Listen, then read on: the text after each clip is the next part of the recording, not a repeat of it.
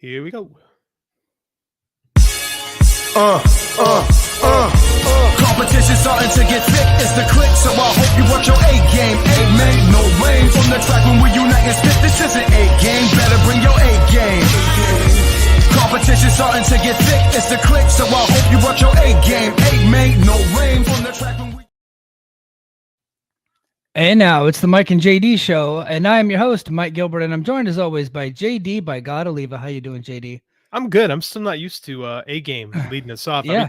Last couple times I heard like, oh yeah, this is us now. Weird. Man, this song gets my heart pumping, man. I think you got Illa and Revelation for A game. Man, we got a lot to talk about this week, but I just wanted to tell a funny story. I think the world needs a funny story this week. Yeah. So literally minutes before I hop in here, I'm outside and I'm walking my dog. My dog's a bit older. She's like 10, 11 years old. She's a pit bull. She's got skin cancer. She's got arthritis in her hip. And then like a couple weeks ago, me and her were playing and she was chasing me up and down the stairs and she kind of tripped on one of the stairs and she kind of hurt her leg. And so she's got a little bit of a limp now.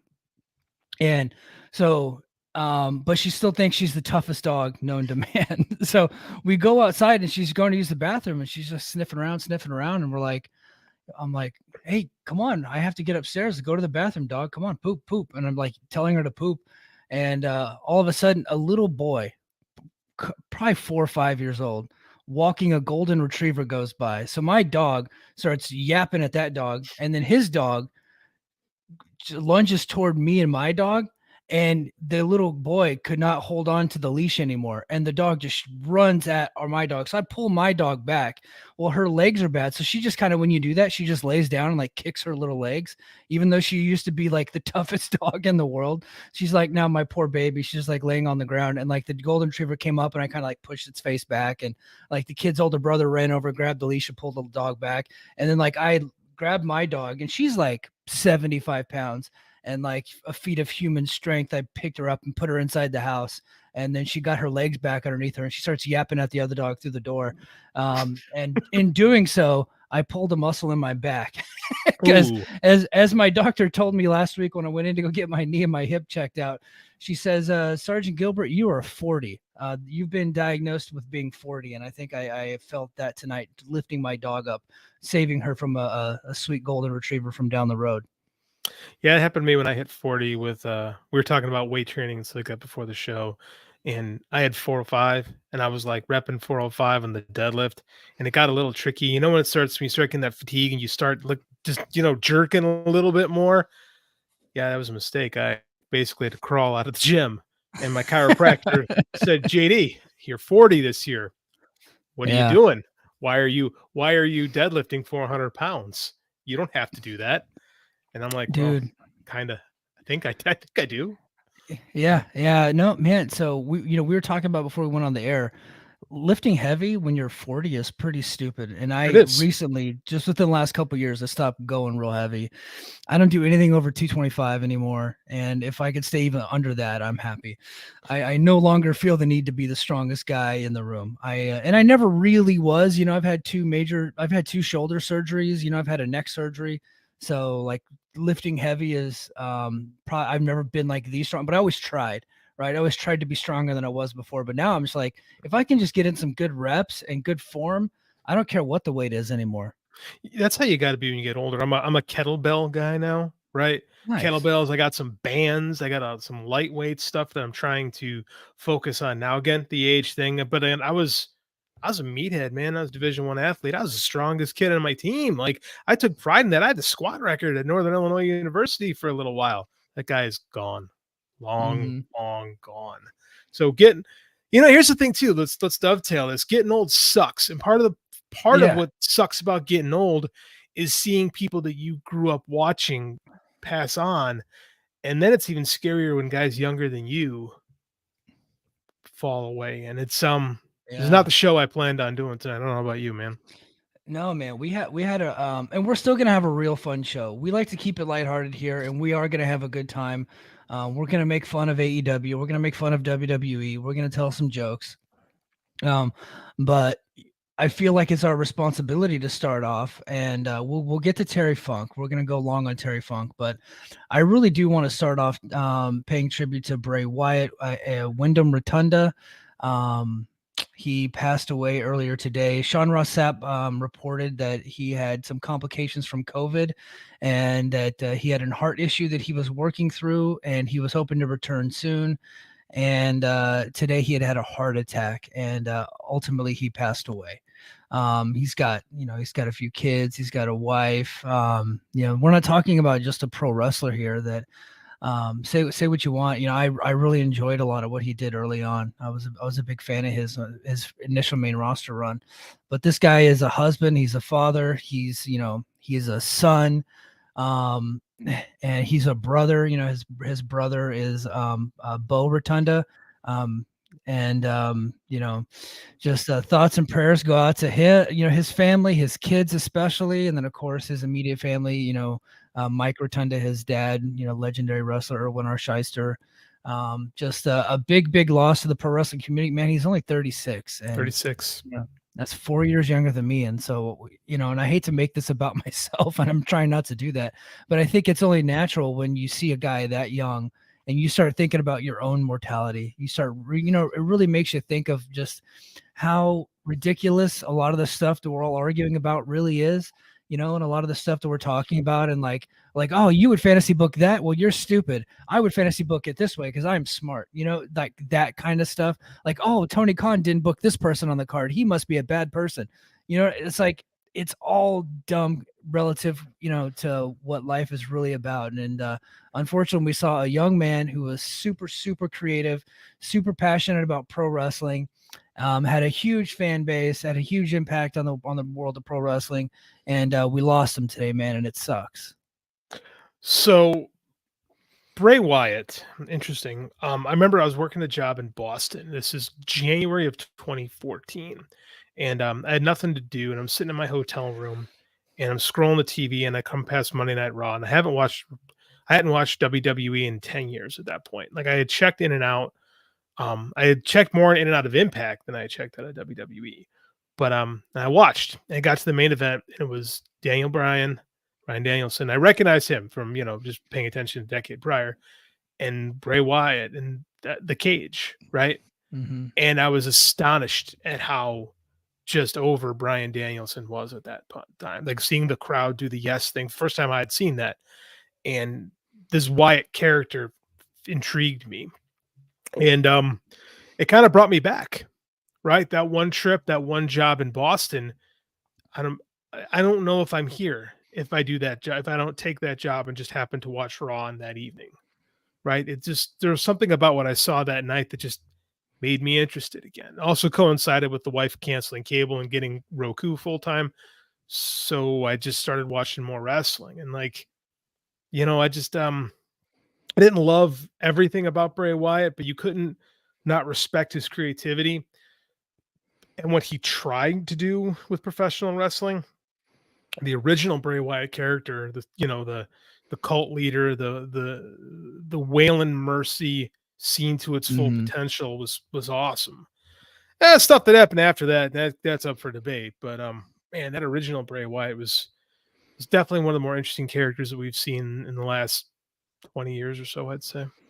Yeah, he really was. When he came out in, like, I think it's 2013, and someone in the chat could probably correct me, but I think he came up to the main roster in about 2013, and I was just so intrigued. Like, the guy just cut these great, believable promos. Like, the difference between Bray Wyatt and a lot of pro wrestlers that are playing characters that we see on TV, it seemed like he meant everything that he said, no matter how outrageous or bizarre that it was. Like, his delivery was just so great. He was such a natural, and I always felt like he could probably do movies. And when he left WWE for a while, I think that's what he was going to go do, and he ended up going back. But I just, like, the guy was just super talented, especially with his promos and his delivery and everything that he did. And he was just so creative. The creativity just oozed from that guy. And the early cult leader stuff, like the backwoods, like Louisiana, with the fedora hat and like the kind of the Hawaiian shirt. and the white pants and like Waylon Mercy. Yeah, he was obviously very much inspired by Waylon Mercy. And I got a chance to listen to him on a podcast with Steve Austin where he talked about the origins of the character and how Waylon was a big influence on him, and how like different people in his life helped influence that character and the people that he came across, and how the name Bray came from a kid in school that had special needs that was named Bray, and he took that. And then of course Wyatt was from Wyatt Earp, and all the different things and intricacies that he put into the character, and the fact that they just let him run with it, which is amazing. And they didn't try to like overly script him. Like he had hands on with his character. I thought was really cool, like a unique thing. And I actually got to see Bray live. I was at WrestleMania in 2015 and he wrestled The Undertaker. Mm-hmm. And I'm still mad to this day that they put them out there before it got dark. Because I wanted to see the Fireflies, man. And I texted you last night because I was trying to improve my lighting. I failed miserably, guys. I'm sorry. I'm sorry to JD, who is a video production teacher. He's trying to teach me how to improve my lighting. But I'll just show you guys this little gimmick I concocted. Where's it at? So I got a little lantern and I put some blue cellophane on it. and I was like, oh, that should really, because JD's got like the blue lighting behind him, and I was getting a little jealous. So like I told Mike, I said like get a light and get some blue sun, just use blue cellophane to create like a lighting effect on it. I meant like a powerful camera light, and he took me to being like a light, like a flashlight or a lantern. And I was just like, I didn't have the heart to tell him, Mike, that's not going to work. I was just yeah, go for it, bro. Let's see what happens. Yeah, it clearly did not work. It looks like it does every single week. So now I have 100 feet of cellophane with nothing to do with it. I think I'll make some gift bags for my kid's birthday coming up. But so that happens with lighting. I'm looking at this side of me right now. I'm like, oh, look at all those shadows. I got to go get another light. So I mean, that's the thing with lighting is, it's like having a tattoo. Like you can't have one, you have to have 9. Like with lighting, I'm like, I just need more lights around here. It's not what I want it to be yet. So yeah, we're all a work in progress. So I did get a chance to see him live at WrestleMania, and I was, I dug the whole thing that he did. I dug the entrance and I dug the match and everything, but I was just so disappointed that I didn't get to see the Fireflies live that night. I ended up going to a Raw later and I got to see the Fireflies, but the WrestleMania 15, that was when he had like the scarecrows walking out with him, right? Yeah. That would have been cooler in the dark. Mm-hmm. Yeah. Well, and then of course he was wrestling Undertaker, and if you're gonna see the Undertaker live, like you need the lights to go out. But it was in California at like 6 p.m. and so naturally it's not dark. So you know what else would have been great on that WrestleMania? Sting not losing to Triple H. I'll let that one go. Yeah. Oh yeah. It's just, I mean, what do you say to a guy who's only 36 years old? Like, what do you say about that? Like, how can you reconcile that? Like, I'm having a hard time with it because I'm about 6 years older than Bray, and I'm like, than he was, and then when Rotunda was, and I'm like, well, why do I get more time? It's like, why do I get more time? Like, what is? Yeah. I don't know, man. Yeah. Or my head goes. Oh, go ahead. Sorry. No, I'm sorry, man. I was just gonna say I'm currently 3 years younger than my mom was when she passed. So the last year has been really kind of weighing on me with this stuff.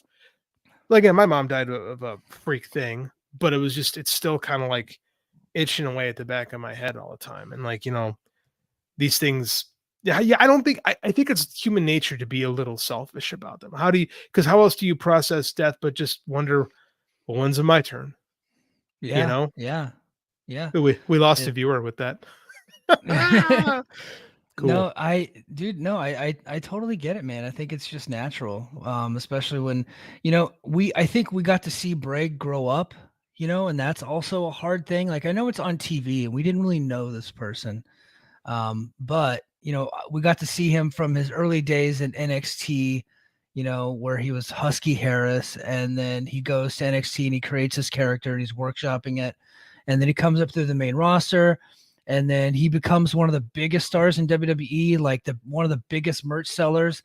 Like, people can say what they want about the Fiend and how it ended up being, but the lead up to the Fiend's debut, and then some of the events afterwards, like he absolutely was a needle mover. And then when he left WWE, and then he came back, he was again a big time needle mover, to where they were promoting him all over every WWE show that they had, and they kept delaying and teasing his debut and stuff like that.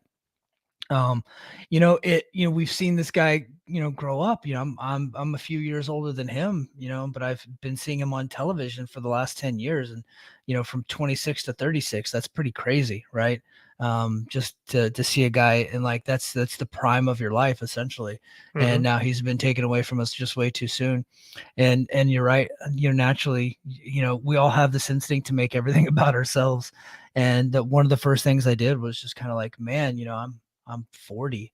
Like I could be next, It's like legit. And so you got to think about those things. And it's like, maybe that person that I wanted to talk to lately and I didn't pick up the phone and call, maybe I'll go ahead and do that, or maybe that person that I need to make an amends with, life's too short. Maybe I should go ahead and make that amends. Maybe the whatever resentment I'm holding on to is no longer important.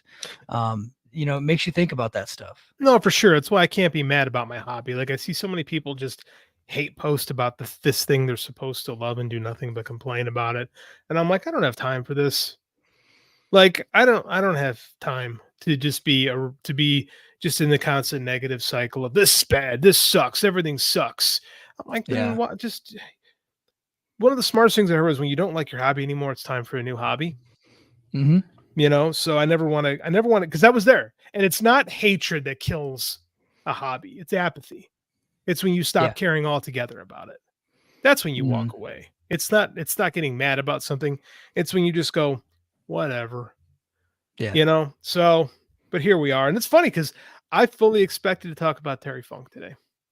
Yeah. Well, and we are going to talk about Terry Funk. Let's go ahead and get into Terry, but just first, hey, rest in peace, Bray Wyatt. Let me get through some of the comments that people laid on us.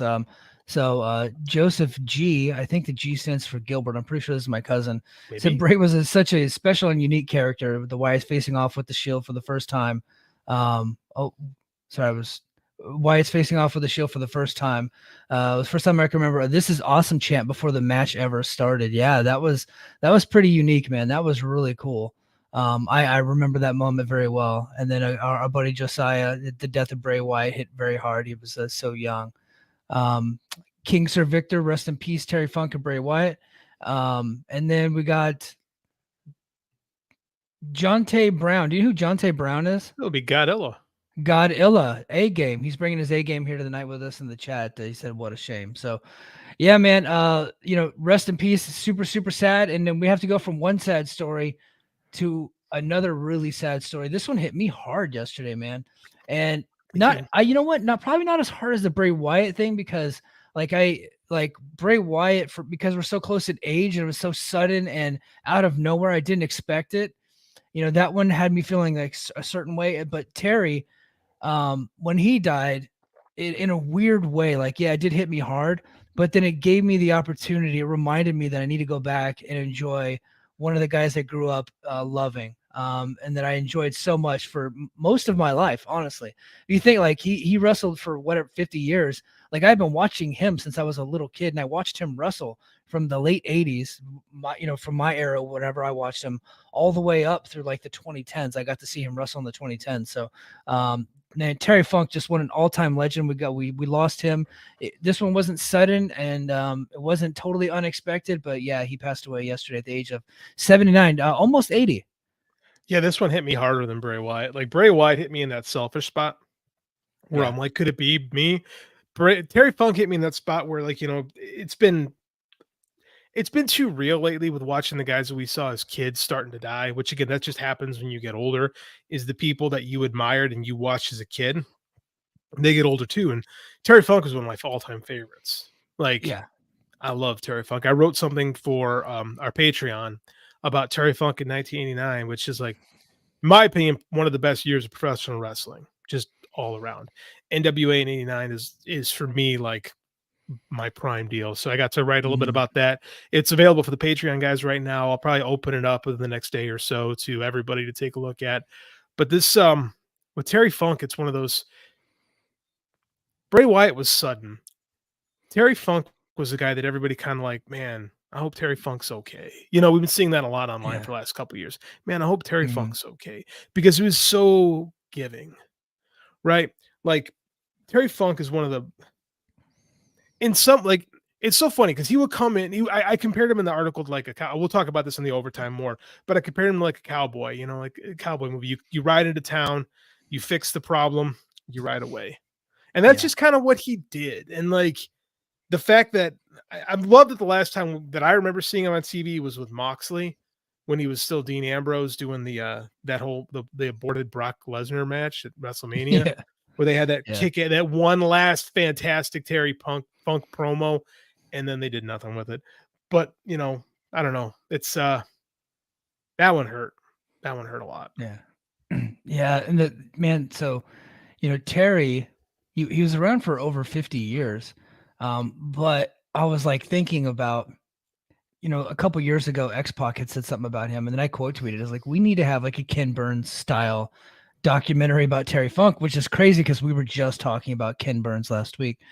And because if you think about it, you could do like one chapter devoted from his early life through playing college football to trying out for the NFL and not make it, then becoming a pro wrestler, and then like making a name for himself, touring around with his brother, and being a big time main eventer while his brother was the champion, you know, going into all those territories to take on the local baby face to get him ready for his brother. And then ultimately becoming NWA champion. Like that's a full career right there. That's like the first 10 years of his career. And then he gives up the title because his wife left him. And he said, you know what? I'm done with my wife left me. The schedule's too much. I'm going to give away the NWA title, the most important prize in all of pro wrestling, your biggest opportunity to make the most money in all of professional wrestling. He gave that up to get his wife back. Right. Like that's a full movie right there. But then when he gets his wife back, he then has this other career where he is, you know, a tag team with his brother. And then he becomes like this mega star in Japan. And not a lot of American fans understand just how huge he was in Japan, him and his brother, like as both as singles and as a tag team. So he has this like incredible run in Japan, and then he retires for the first time. And then he goes to movies. He comes back and then has another good run with the Rock and Wrestling Connection. Didn't last that long, but he actually has a run with Hogan where they're doing shows together. They did a big match on Saturday night's Main Event. So he does that for a little while, and then he goes away again, and then has the run of his life in WCW. And we're going to talk about that on Overtime after this show is over. We're going to talk about that on our extra show. And then he has an incredible run. And then I'm sure he retired, 30 times or whatever. That's the big joke. So like that's like another movie. And then he has another run in Japan where he's doing death matches. And then he does the ECW run, which is where I know him best from. That's like, I knew about the Flair stuff in 89 and I watched some of that. And the Halloween Havoc 89 videotape, I rented a lot. So I was too. Pretty well versed because it had such a cool cover. So we rented that one a lot.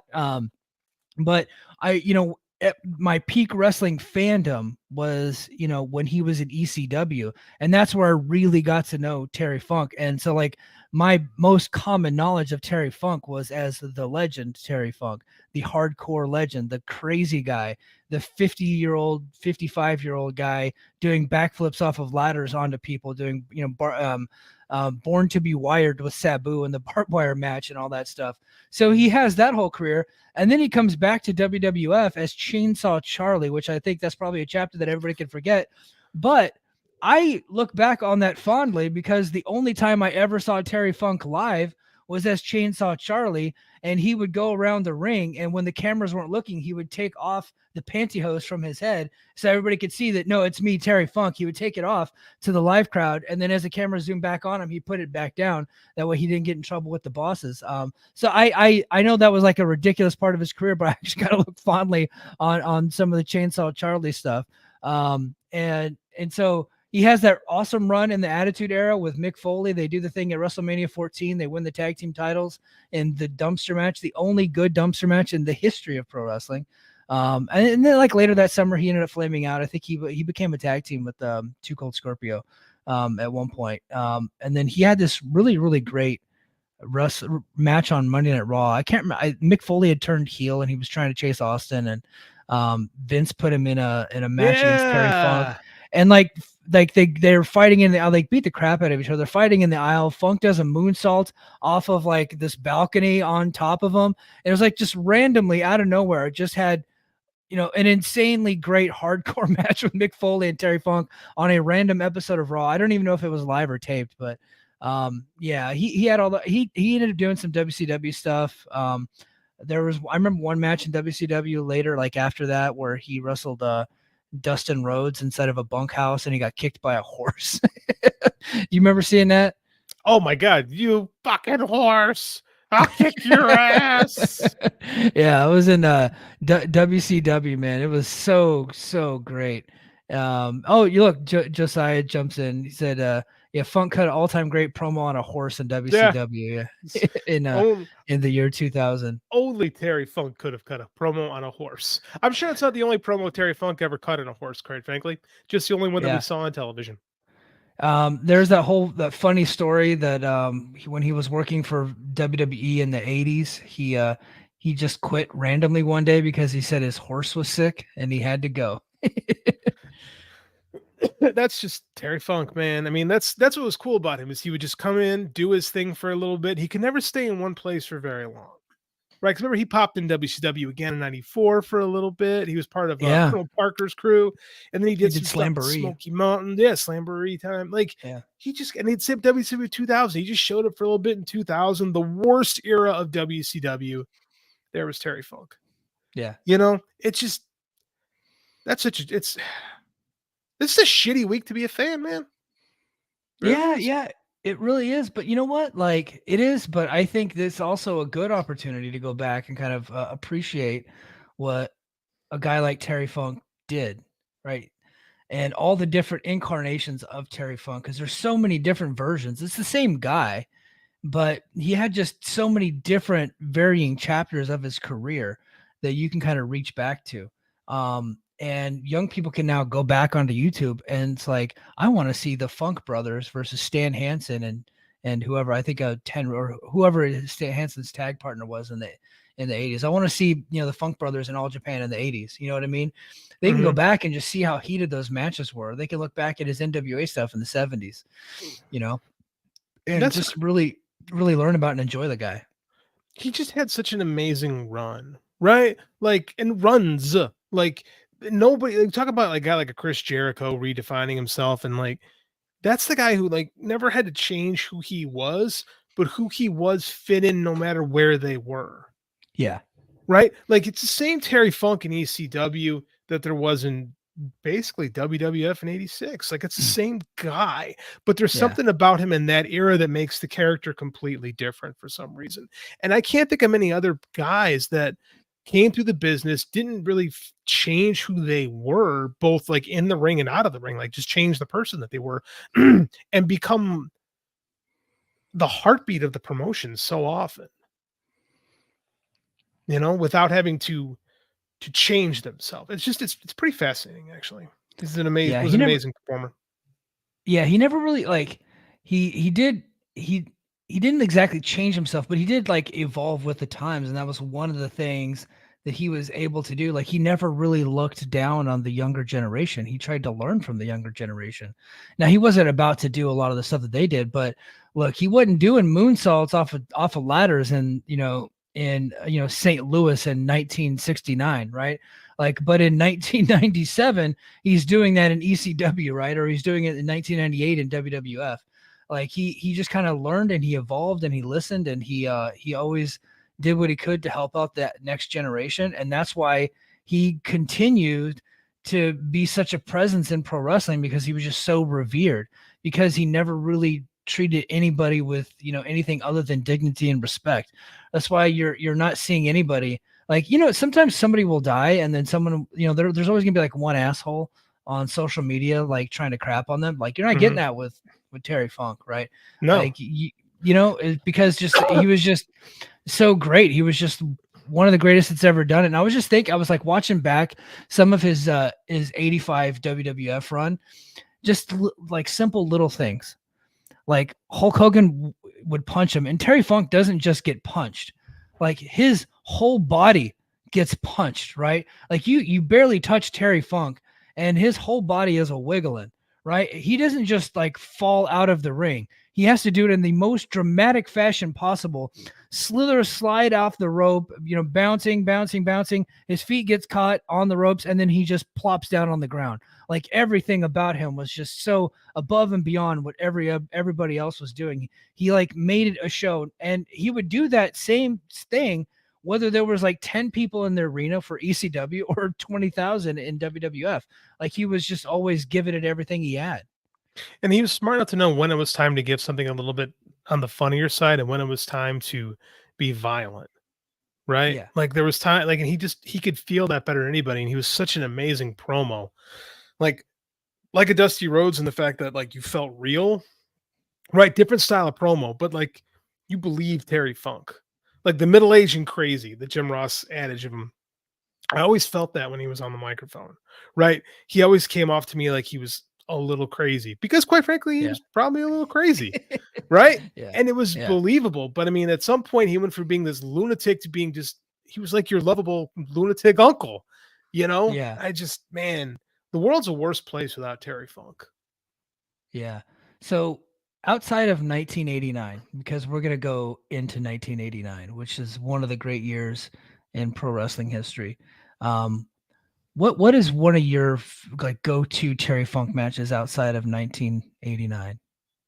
Man, 89 is my go-to. Yeah. I do not have the ECW passion that most of my Okay. generation have. I don't dislike it by any stretch of the imagination, but we didn't get it in Chicago until like probably deep into 98 is the first time Mm, I remember seeing it. So for me, if I want to go back and check out some Terry Funk stuff, I actually like the Lawler feud from yes. 81.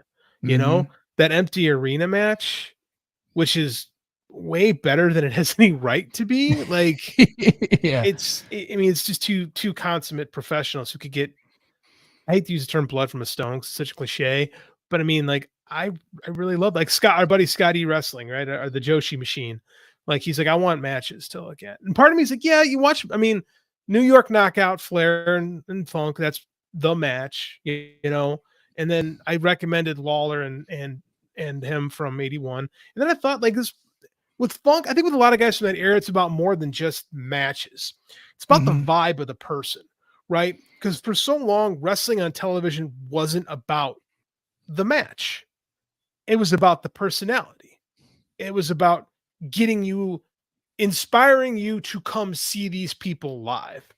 And Right. Terry Funk was, the guys in the 70s, I think, had this figured out better than anybody, right? Because they would just get on a microphone and they would just, lure you in to come in, like, come watch me with these just fiery promos that, I mean, there's just something about, I would rather watch Terry Funk promos, right? Mm-hmm. I love watching him just be heartfelt. Man, like I said, I don't love ECW, but Beyond the Mat is something I recommend anybody that wants to know anything about Terry Funk, because it's not a fantastic documentary, but the Terry Funk segments absolutely steal the show. Yeah. Right? Yeah. Because Mick Foley stuff feels kind of icky and exploitative. The Jake stuff feels gross, but the Terry Funk stuff is just, it's great. Like, you just see this old gunslinger who just can't give it up and doesn't really want to give it up. Like, he's come to terms with what he is. And he just loves doing it. And it's the whole thing working into his retirement match with Brett, which again, I think he was back wrestling 3 months later. But I mean, like, just getting that look into Terry and his family and his wife Vicky, like you talked about that love story the two of them shared. Like, gosh, I think when Terry was old, Vicky had left him and he went after the guy she left him for. I think Terry beat him up or something. And she was like, oh, and she went back to Terry. Like, it's just great, crazy cowboy shit, man. It's just, I adore Terry Funk so much, just beyond what he could do in the ring. And that was awesome, man. Like the King of the Deathmatch shit with him and Foley, and it's just lunacy, man. Absolute lunacy. And Onita. Yeah. was like super crazy, dude. I went down a championship wrestling from Florida rabbit hole, Ooh. and yeah, and like there was that promo that I think it was Florida.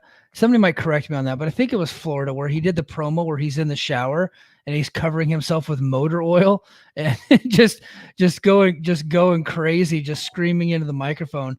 And yeah, you're right. Terry Funk was about more than just the matches, and the matches were always fun to watch and were always good, but it was the promo and it was the entrance, right? Yeah. Like he was a psychopath the moment he came through the entrance ramp. Like it's like he would be going after the crowd. One of my favorite videos ever is when he was in WWF in the 80s and he had the branding iron, the cowboy hat, and like the poncho. And like Mel Phillips takes the cowboy hat from him, like the creepo guy that had the Mm-hmm. foot fetish, takes the cowboy hat from him because he collected like the ring jackets and stuff, and he put Terry's cowboy hat on, and Terry beat the shit out of him. like he like just grabs him by his jacket, slings him into the ring, and just starts pounding the crap out of him. It looked like legit. It looked absolutely legit, but that was just like a layer of his character. Like he was just getting over. Well, and And so that's stuff he picked up from all Japan, and like watching yeah. guys like Tiger, like the Sheik, right, and Mhm. Abdullah Brody, like those guys would beat people up on the way. I said Tiger Jeet Singh because he would do that too, but he was an all Japan guy. But I mean, that was still a thing. Like the foreigners, the Gaijin guys would do that. Like you were dangerous, and that was part of the Mhm. the charm of the crazy Gaijin over there. And Terry Funk adopted that and brought it here, and it was awesome. He was still doing that stuff in '89. Like when he beats Flair up, and he's looking at the crowd, like he goes after some dudes in the crowd that day. Like it's just, Yeah. man, Terry Funk. Yeah, rest in peace, Terry Funk. Man, we lost an all-time legend. I'm sure Dave Meltzer will have a great bio. He already had partial, like an instant bio ready to go, but I think he'll have like a full-fledged one in the next couple of weeks that I'm just super looking forward to reading. You good? That's going to be the greatest issue of the Observer ever when that happens. Yeah, yeah. Freaking man. So, all right. It's weird. It's weird that we have to move on from something like that, and talk about modern wrestling. And we have to kind of talk about nonsense going on in the world of wrestling. It's pretty crazy, all the different things that are going on. And we're going to do a full-fledged all-in preview here in a minute. But the first thing I want to get to outside of Terry Funk and Bray Wyatt is that Edge, we talked about him last week. There's been a little bit of an update. Edge did an interview recently talking about his contract status. His contract, he had wrestled the last match on his contract with Sheamus last Friday at SmackDown. His contract expires at the end of September, and he has a contract extension waiting in his email. But he took to social media and he put a video out and said that he does not know if he's going to resign or not. He doesn't know what he's about to do. If you guys remember correctly, the months leading up to his return, where everybody had the story that he was returning, he took to social media to tell every single person that they were a liar for saying that. And then naturally he showed up at the Royal Rumble. I think this guy's sticking with WWE. I think the deal's already done. I don't have any evidence to back this up. I could eat shit on this deal. But I don't think this guy is going anywhere. I think he's sticking around WWE. I think he's going to AEW. Really? I'm just causing trouble. That's, Okay, I mean, like you say. read, like Sapp and those guys said that there's belief in the company that he is going to WWE or to AEW from WWE. I don't Yeah. think that they make a big deal out of that match if he's going to resign. I don't. I mean, like, why do all that if he's going to be on the show again in a couple weeks or a couple months even? Yeah, it's WWE, and they'd probably just hold him off until Rumble, you know? Yeah, but Just to make everybody think that he wasn't coming back. I mean, they do stuff like that. they do. I mean, like Vince would do something like that, but I don't know, man. I felt to me like, again, I didn't watch the show, but it sure feels like they acted like this was kind of it. And I Right. don't know why, if it's not kind of it, I don't know why you do that on a random SmackDown as opposed to holding it off to a pay-per-view, right? Where you can make money Yeah. on it. This felt to me like the contract is up, and if he doesn't re-sign, we've said goodbye. And I know he says that the offer is there and he hasn't taken it or whatever, but it sure feels like it. That's it. And I would not, because remember, it was Tony Khan talking to Adam Copeland that got him back into wanting to do this again. Yeah. Right? There was an offer there from AEW. Tony Khan loves Edge, and he went with Vince McMahon. And I don't think the run there has been great. I don't think that's a controversial statement to say that. But I think that if he went somewhere else, he could do something different. He's never got a chance to do anything different. He's always been Edge, and he couldn't do sit on your stool 20-minute promos with a light overhead with the super, with the super high key light. No, you can't do that in this company. It won't get over. What you can do is you can sit there and tell guys whose dad's dead that you're going to fuck their mom. That seems to have worked well for his best friend. Yeah. Did you know that there's like this weird hipster community out there that doesn't think Edge is good? Like, I see a lot of it lately. I mean, I've always thought that Christian was the better worker of the two. I don't think that's a controversial statement at all. No. But I've always found Edge to be entertaining. Do I love this run that he's doing now? No, not really. But I mean, I think he's also in WWE. I think if you put that guy somewhere else and challenge him a little bit to get out of his comfort zone, I think he can do all right. I would watch him. Yeah, I would watch him. I would be curious to see what he would do outside that WWE stuff, because what he does in WWE is what they like. Yeah. Right. Like he's still over. The guy's incredibly over. I saw him at WrestleMania this year and he got, one of the biggest pops of the entire night. Believe it or not, it was like him. It was like him and Shane McMahon, and Roman Reigns, of course. So, that Shane McMahon part is disturbing. But yeah. I mean, you can't tell me. I know it's not gonna happen. I know this isn't going to happen. So I'm not putting this out. I'm not trying to manifest this. But if that dude were to show up at Wembley this weekend, 80,000 people would go absolutely crazy. Yeah, and a lot of people, the weird hipster community that thinks Edge is not good, a lot of them would change their mind all of a sudden, be like, "Oh yeah, no, I've always liked him." Right? I think it's more like because he kind of represents that WWE style that's super plotting and boring. And I think that if he got out of that and came to AEW and did some different stuff, I would be into it, man. I would like to see what Edge versus Kenny Omega looks like. That just something like that intrigues me. And it might suck, maybe, but you know what? It's different. But I'm interested in it. I'd like to see what it looks like because I just don't know. I've never seen it. Well, look what happened with Chris Jericho. Chris Jericho left WWE in, was it 18? Yeah. And completely revitalized himself. And he was in his late 40s at the time, right? A little older or a little younger than Edge is now. But I mean, it gave the guy a new lease on life, and he had another chapter of his career as a completely different character than the Y2J guy. I would love to see what Adam Copeland can be in AEW. Yeah. I mean, do I think it's going to happen for sure? I'm not a betting man. I wouldn't put money on it, but it sure feels like something could happen. And by the way, don't listen. Well, they say this on social media. They lie. Professional wrestlers are professional liars. Don't ever forget that. They're not your friends. They're not to be trusted ever. They just want your money, guys. And Edge is the king of that. He is one of the lyingest wrestlers that there's ever been. Ask 3 of his wives. Sorry, go ahead. Fair. It's a good point. No, Mike, it's wrestlers lie. We sat there with Moose after he re-signed a contract. We said, "Hey, talk about your re-signed contract." He goes, "I didn't re-sign no contract." And we're to be like, "Oh, okay." Yeah. And then he went another pocket. So yeah, I just re-signed my contract. These guys lie just to lie. So, and you can see Moose lie to us in real time. Because I was digging through our archives and I'm starting to upload old stuff from our old Brace for Impact show to our YouTube channel. So if you go to @the Mike and JD show on YouTube, I just uploaded that Moose interview where he lied straight to our faces about signing a new contract with Impact back in 2021. I immediately, as soon as the interview was over, I messaged Sap and was like, "Yo, the story, he's denying this whole story you guys put out." And he's like, "Dude, he said it on a podcast," and he gave me the link to the podcast. I was like, "Oh," he goes, "Hey, we didn't write the story. That was like a podcast interview that he did." So literally he goes from one podcast where he admits to having, the signed contract to us saying, "Oh, I haven't signed anything." I'm just like, what the hell, Moose? So yeah, they're all workers, man. They're all carnies. Can't be trusted. No, I can't trust any of them. They're not your friends. They're Yeah. all scorpions.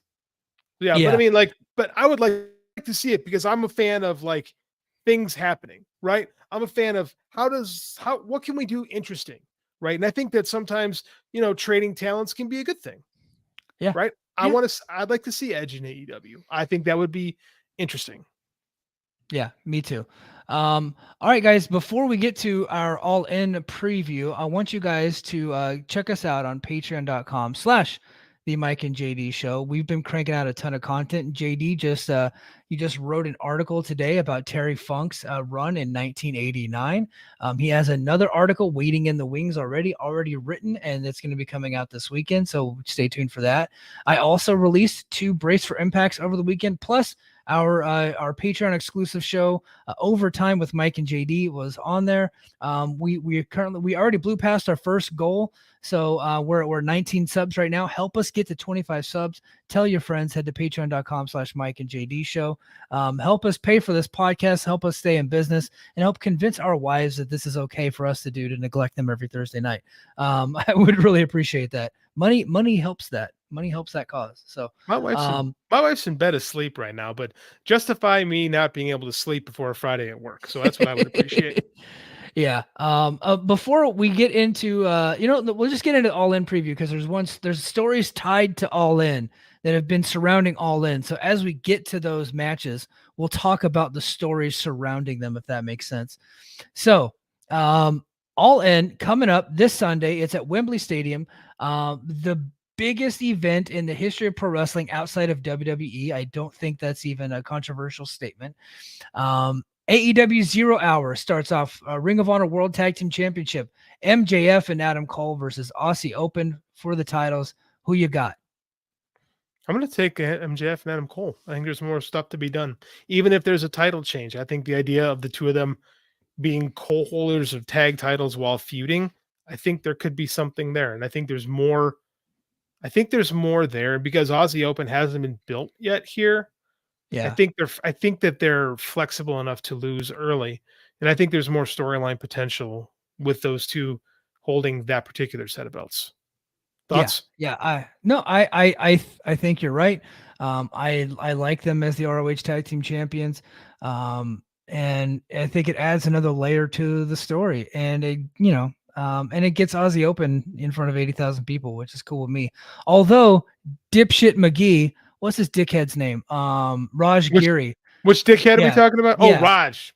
Lord. Yeah. So I think starting next week, we're going to, we had to pivot this week, but I had like a whole segment planned about dumb tweets of the week, or shithead tweets. I don't know what the segment's going to be. It's probably going to be the Raj Giri moment of the week.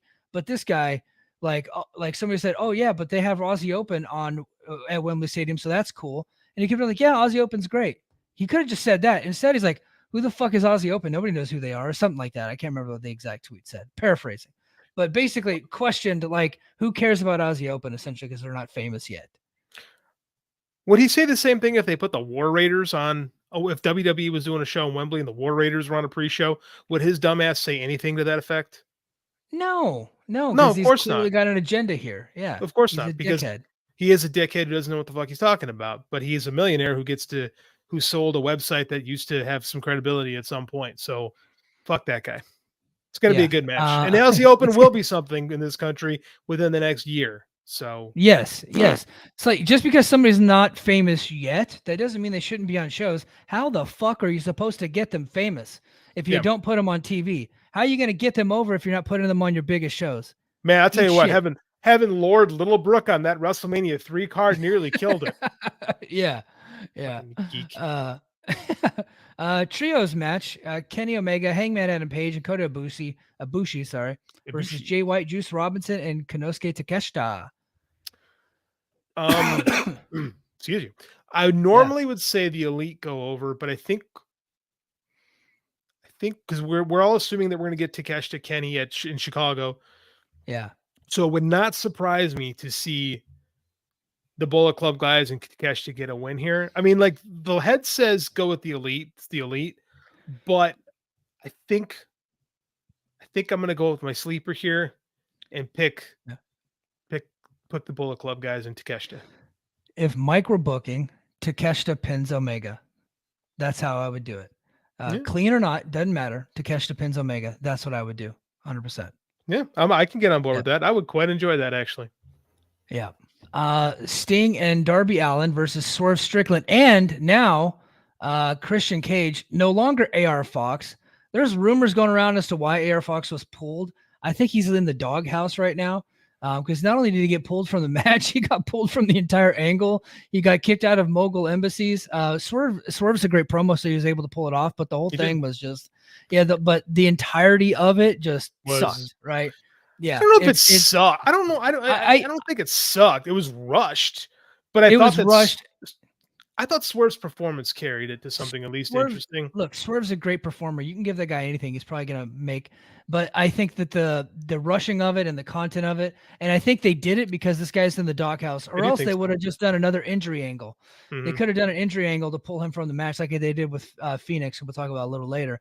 But yeah, there's lots of rumors going around. I saw somebody say like maybe he didn't have his passport, and then somebody was saying maybe he had a funeral. I don't know what's going on there, but yeah, he got pulled, and it looks like, well, not looks like, it's booked now. Christian Cage, Daddy himself, is in the match. Yeah, Christian Cage is going to be looking to hump Nick Wayne's mom. Yeah, that's kind of his gimmick now. It would not surprise me if you did not see AR Fox on AEW television for quite some time. Yeah, so it seems like he did something wrong here, and I don't know exactly what that is, but there's like because like he turned heel in a great way, in tremendous fashion, and then just got turned back babyface and looked like a complete geek. And Nick Wayne and Darby seem to be his buddy now, even though he tried to murder Nick Wayne. To be fair, Darby. Well, let's hear this. Darby was the one who forgave him. Nick Wayne just was kind of there. So there is nothing to say that Nick Wayne necessarily forgave AR Fox. Well, I mean, he didn't try to kick the guy's ass. Well, perhaps Nick Wayne tried to murder me. Hold on. Perhaps Christian Cage tells Nick Wayne these same facts. And Nick Wayne is lured under the spell of one Christian Cage. So perhaps we're laying the seeds for another story here, or perhaps this is shitty booking. I tend to want to see the better thing. But that being said, I would not be surprised if we don't see AR Fox for a bit.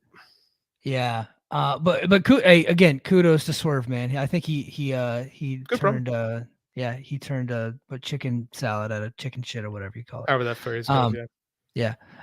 We got Stadium Stampede, Orange Cassidy. Sting and Darby winning that one, right? Christian Cage going in the coffin again. Yeah. Christian Cage, yeah, absolutely. Going in the coffin, 100%. I forgot about the comments because I'm looking at my Google Doc here, going through my notes. But let's go through the comments real quick. We got Wind Up 13 Erd. I'm sorry, dude, I have no idea what that is, but it makes me sad that people like Raj represent the business. Yeah, that is sad. Yep. And then Io, my man Io, what's up, dude? Greetings, fellas. How's it going, man? Thanks for joining us. Really appreciate you being here. Patreon subscriber too. Thank you, Io. Yeah. So Stadium Stampede, Orange Cassidy, best friends, Eddie Kingston and Penta versus John Moxley, Claudio, Wheeler Yuta, and the returning Hulk Santana and Ortiz. Santana got the same prescription as Buddy Murphy, Andrade, and Brian Cage and Big Bill. I don't know if it's from the AEW doctor or not. I'm not going to throw any allegations out there, but he's coming back looking jacked, brother. And there was a rumor that him and Ortiz were still refusing to work together, but they look like they're fine now. Oh, they did? Did you see Ortiz walk right by Santana and the two of them didn't even make eye contact on the show? They did. Hey, they went to work. They went to work. I mean, which in this company really says something. The two guys showed up for work and stood together on camera. Clearly, they don't love each other at the moment, but they showed up for work. Yeah, Santana looked absolutely jacked out of his gourd. Meanwhile, Ortiz wore a hat strangely reminiscent of Ranger Smith from Yogi Bear.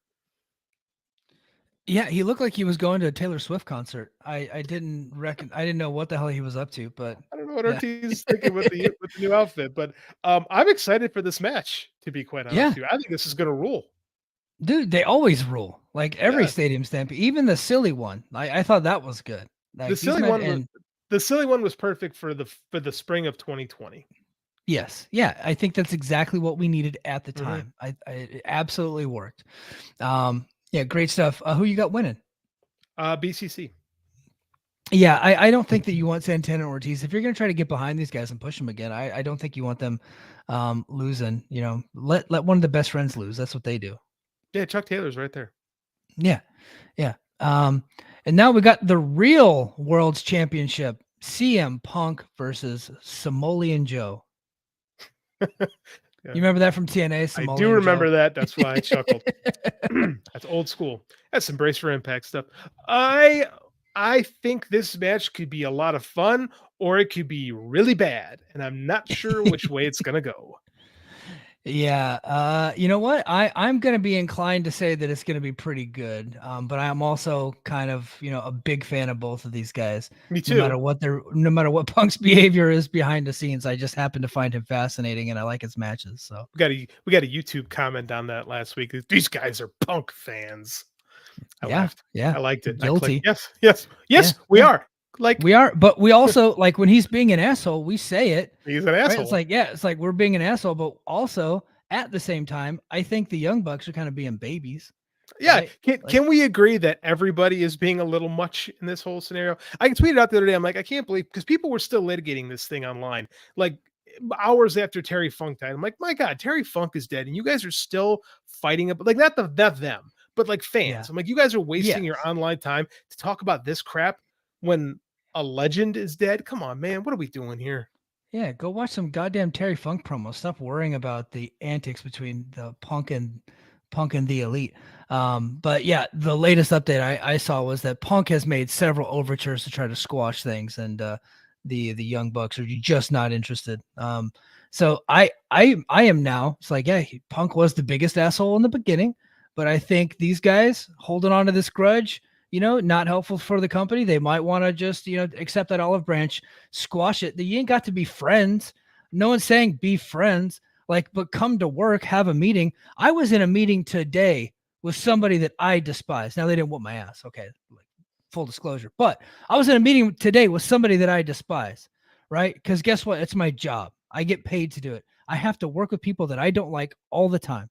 And I was in a meeting, was cordial. I actually complimented a thing that they said that wasn't even really worthy of all that much of complimenting, but I'm trying to be a professional, is that's what professionals do, right? You make the workplace environment better for everybody. Clearly one guy's trying and another guy's not. And that's kind of where the situation's at right now, I have, if CM Punk has said I'm sorry, if he's actually used those words, it is on the Bucks to kind of accept. They don't have to accept an apology. Yeah, I would right. like it. I would prefer it if everybody just went to work. Dude, I'm a teacher. I go to Yeah. work with people I can't stand all the time. Have you met most teachers? Yeah. Yeah, it's like, no one's saying be friends. Just go to work, right? No big deal. Just go to work. And then Punk, get over the whole Danielson or Christopher Daniels stuff. Get over that too, dummy. Let the guy go to work too. I'd rather see. I don't think Danielson cares. I think Danielson's very happy to take Saturdays off, quite frankly. Oh, I mean Christopher Daniels. Christopher Daniels. Sorry, yeah. not Danielson. Yeah. Yeah. But I'd like to see him let go of the Punk thing, or the Punk thing, the Hangman Page thing a little bit. Let that Yes. go. Leave that guy alone. Like he's not doing anything. You got your receipt. You won, and you got your words out. Let's just, and I kind of was like, he can hang on to this shit for as long as he wants. Then he went back to it again. I'm like, all right, bro, now it's now you're beyond reproach here. Oh, yeah, Josiah said it's kind of difficult with his job. That's true. Josiah works with God. So yeah. So we got where did I leave off? Oh, who's winning that, Punk or Joe? I mean Punk, right? Come on. Punk. It's Punk. Yeah. AEW World Trios Championship, the Acclaimed and Daddy Ass with the Ass Man theme, apparently. Voices of Wrestling, I think, talked about that. And I had another friend tell me that was coming up too. But I think, can't remember if it was Joe or Rich that talked about that in the Discord. But so they got the Daddy Ass theme, Acclaimed and Daddy Ass versus the House of Black. Man, do you see them just sending the crowd home happy and doing like a big time scissor with 80,000 people and a title win here? Or is it too early to take the titles off the House of Black? Because despite Aleister Black's bullshit, they're pretty cool. They are pretty cool. It is my Yeah. favorite trios in wrestling at the moment. Is the House of Black because they're actually ring wise kind of awesome. We have heard some stories about Malachi behind the scenes. No, I'm not going to talk out of school because I can't verify things. So I wonder if it isn't time to take them off him to handle things, right? Yeah. Would I rather see the House of Black keep those belts? Absolutely 100%. Absolutely 100%. Do I think they're going to? I'm not sure. And is that a hot take for me to say? I think the Ass Man song is stupid. I think it is stupid. But I think that's the point of the song. Fair. That's a good point. Yeah. It was always like I don't think anybody is like, going in there thinking they're fucking John Lennon because they're an ass man. You like to kick them, we like to lick them. I'm an ass man. Like I don't think that was the case. Is that a Jim Johnson special? It has to be. That was the time period, right? Yeah, it has to be. Yeah. I got nothing. And I got nothing on this one. I guess okay. if I'm putting money on somebody, I bet the Acclaim to come out with those because they're still pretty over. Yeah. Shockingly. Yeah. So yeah, what they the are. hell? AEW World Women's Championship: Hikaru Shida versus Britt Baker versus Saraya versus Toni Storm. I can't call this one. Conventional wisdom would say Saraya because it's in the UK and she's one of the few people from the UK actually on the card. But I just don't know if they take the title off Hikaru Shida so soon, but who knows? Saraya's pretty brutal in the ring these days. Yeah. I don't care. I'll be totally honest with you, man. I just don't care about this match at all. I hope Shida keeps it because she's the best one in the match. Yeah. But yeah, I don't know. I have no opinion on this match one way or the other. I think Saraya gets it. AO says the IWC would break if Saraya wins. I'd like to see it. I think I'm with Io. Yeah. As a fan of chaos, that would be sensational. Oh my God. Absolutely. Discords across the country would melt. That would be a lot of Let's go Saraya. Let's start a hashtag. Give Saraya a chance. Give Saraya a chance. Boy, they're gonna hate us on this network soon. Yeah. Entertained by that. Oh, we just lost a follower. We just lost a viewer with that one. Yeah. Oh, they're give back. Saraya They're a back. chance. Oh, good. Next match: Will Ospreay versus Chris Jericho.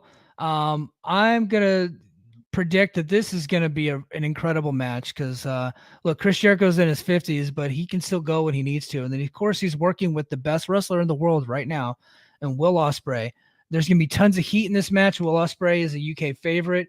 Don Callis is probably the best heel in the business right now.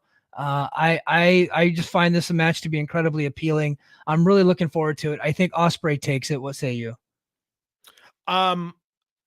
I'm intrigued by this match immensely. I think this will be the last great match of Chris Jericho's career. I think Will Ospreay is good enough to carry just about anybody, and Chris Jericho is still pretty good at doing what Chris Jericho does. I think Will Ospreay is going to have 80,000 people chanting for him, and I think it's going to be great. Dude, the contract signing was excellent TV. And I've never said that about a contract. Most contract signings are god awful. I thought it was great. It was so funny to see, like, in my timeline, people unanimously praise it, with the exception of people from the UK. Like, there's people from the UK who are just like, "Ugh, Ospreay, I just can't." It's not really. It's so weird. media from the UK.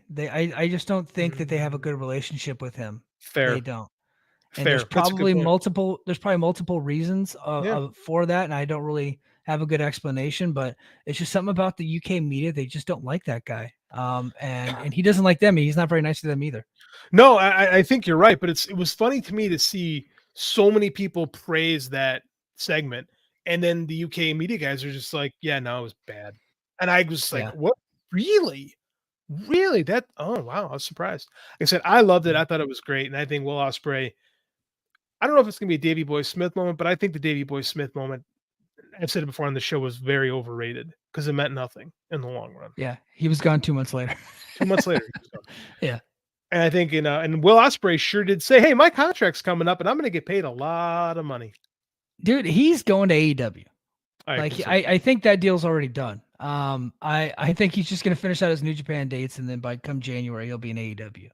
I think, yeah. He kind of made that pretty clear. Yeah. So the AEW World Tag Team Championship, we got FTR versus the Young Bucks. FTR with both Dax Harwood and Cash Money Wheeler. Don't fuck with him on the road, man. This guy had a hell of a weekend. And it looks like people have already forgotten it because there was people going ham. Dude, they were out for blood on this guy. You can't let him on the card. He's a danger to society. He's not. He shouldn't even be allowed in the UK. We don't want that guy here. He comes out on Wednesday night on Dynamite. Nobody gave a shit. Twitter it's like, isn't it's real. like it never happened. Right? The news cycle moves fast. Twitter isn't real. We got to remember that. And like, here's my big thing with that: is can the man stand in court of trial? Can the man stand in a court of law? Can we have this man tried before we convict him? Like, people are like, well, you have to suspend him. Like, do you?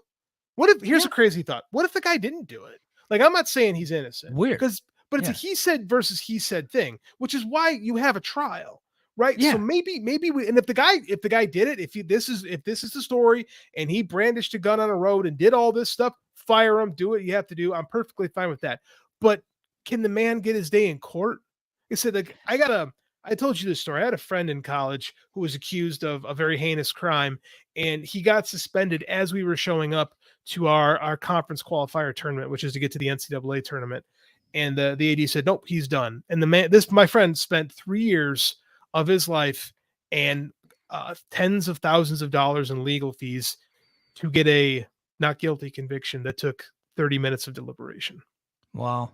Like, I can't do it, man. I can't sit there and just immediately figure everybody who gets accused of anything is guilty, because I saw this guy's life basically get ruined when he was innocent. So I'm just like, I personally cannot get and say everyone must be punished on accusations. I just can't do it. I would rather see the guy go to court, and if he's convicted, sure, fire him, be done with him. But if he didn't do it and you punished him, what was that for? Right. Well, and that's my thing too. Like, I think people are forgetting that he pled not guilty. Like, I think that's an important aspect of the story. He's saying he didn't do it. Right. So we can't just assume that he did it. I don't have any evidence that says he did do it. There's an accusation. Right. He didn't plead no contest. That would mean, I did it. Can we please get the least harsh fine possible? He's saying I didn't do this. So there's a story. We've only heard one side. We've only heard part of a side of the story too. So let's let the legal system carry it out. And if the guy is a scumbag, he wouldn't be the first scumbag. I was talking about, hey, what about Jimmy Uso? Like, that guy's got multiple DUI arrests, and WWE never did a damn thing with him. Oh, hey, Scott's got a comment. Pull that up real quick, Mike. Oh, Scott, you know what? I was going to try to have him on, but then the Terry Funk and the Bray Wyatt stuff happened. Scott E. Wrestling, our buddy, said, I missed the opening of the show, but shout out to you both. MJF segment was my favorite from the show. Talk about Dynamite, but it's interesting doing the Ospreay contract thing, fun stuff moving forward. Yeah, absolutely. We mentioned you earlier in the show, Scott. I mentioned that we were talking about Terry Funk matches. So thanks for jumping on. Yeah, I hope he gets a chance to watch a lot of some Terry Funk stuff, and then on his next podcast, he talks about what he watched. A great podcaster, by the way. Absolutely. But so podcaster. With the cash stuff, man, it's like, if he did it and it comes out he's guilty, right? Let's just say he's guilty, and then at that point, that's when you have to make a decision, and then whatever the decision is, the decision. I'm not going to weigh in one way or the other, but. We're talking about mental health, right? And we're talking about all this other stuff that's super important. I don't think a guy that's of his right mind does something like that. So you guys that care so much about mental health, that really are about that life, maybe instead of tearing a guy down, maybe we try to figure out exactly why he may have done something like that. Not, let the legal system play out, let the conviction happen, but there might be a bigger reason as to why maybe somebody has that kind of anger inside of them that would do something like that if he is guilty, which could very well come out that he could be guilty. Absolutely. I'm not denying one way or the other, but if Tony Khan has him on the show, right, and then it comes to find out he's guilty, guess what happens? Then you make the decision, but there wasn't really like a negative thing for having him on the show. It doesn't take away from the show itself, right? There's not going to be like this crazy amount of blowback. And that's what people are thinking. I was like, well, if he has him on the show, then there's going to be blowback on the company. It's like, no, not really. Like there won't be. If he makes a swift decision once the verdict comes in, then that's when you know where he stands. But right now he's standing with the guy that he knows. Like, he knows this person. They are friends. He's worked with them for years. You stand by him until you can't, right? And that's an important thing too. Not in every case, not in every situation. The BJ Whitmer thing happened earlier this year. That was absolutely horrible, horrendous. And they knew the moment that it happened, they knew exactly what was going on there. They shit canned the guy immediately. This one's not so clear, right? You got to let the system play out. Yep. And same with with Jimmy Havoc when that whole thing happened. He didn't deny it. He didn't fight it. They fired him. Everybody moved on. Like I said, let's give this guy a day in court and see what happens. Who do you think wins? I honestly don't know. I have no idea. I'm going with the Young Bucks. And partially for one reason is because they just resigned. And another reason is it's the biggest show in history. I think you want to do a couple of title changes here. And then also because they don't know what's going to happen with this Cash Wheeler thing. I think you want to get the titles off of them because, while you may not need to suspend him, you probably don't want him having the titles when the verdict comes in.